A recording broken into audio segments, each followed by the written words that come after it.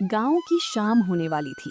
आसमान में काले घने बादल ऐसे छा गए थे जैसे दिन में ही रात हो गई हो। ठंडी हवाएं चल रही थीं और बिजली कड़क रही थी। माधव अपनी पुरानी लकड़ी की रेहड़ी को धकेलता हुआ चौराहे की तरफ जा रहा था। माधव बहुत गरीब था। उसके पास बस यही एक ठेला था जिससे वो पाव भाजी बेचकर अपना गुजारा करता था।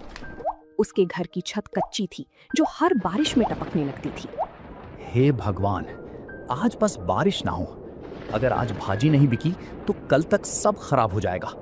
घर में राशन भी खत्म हो चुका है।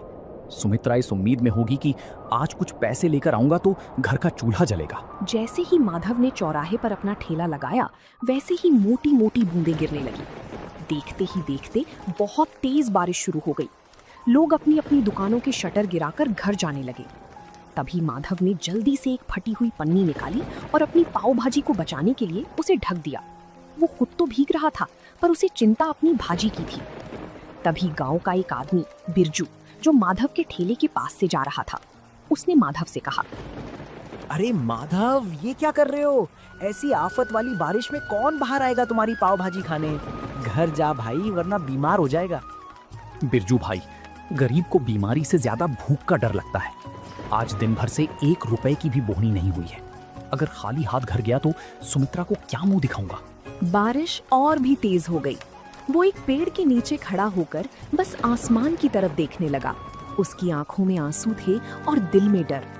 रात के 8 बज गए थे। बारिश थोड़ी धीमी हुई थी, लेकिन हर तरफ सन्नाटा था। माधव ने सोच लिया था कि आज का दिन उसके लिए खराब गया। अब घर लौट जाना चाहिए। वो अपना सामान समेट ही रहा था कि अचानक एक बड़ी सी कार कीचड़ उछालती हुई आई और सीधे माधव के ठेले के पास आकर रुक गई।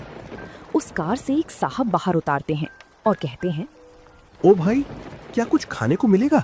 हम लोग शहर जा रहे थे, लेकिन आगे का रास्ता बंद है। बहुत जोर की भूख लगी है।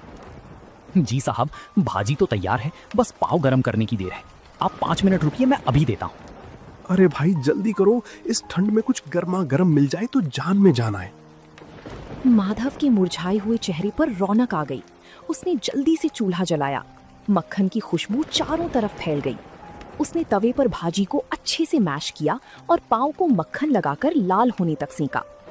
गर्मा गर्म धुआं निकलती पाव भाजी देखकर उन मुसाफिरों की भूख और बढ़ गई। जिसके बाद माधव गर्मा गर्म पाव भाजी की प्लेट सजाकर साहब को देता है।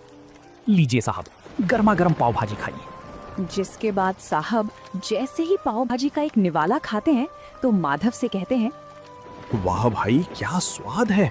हमने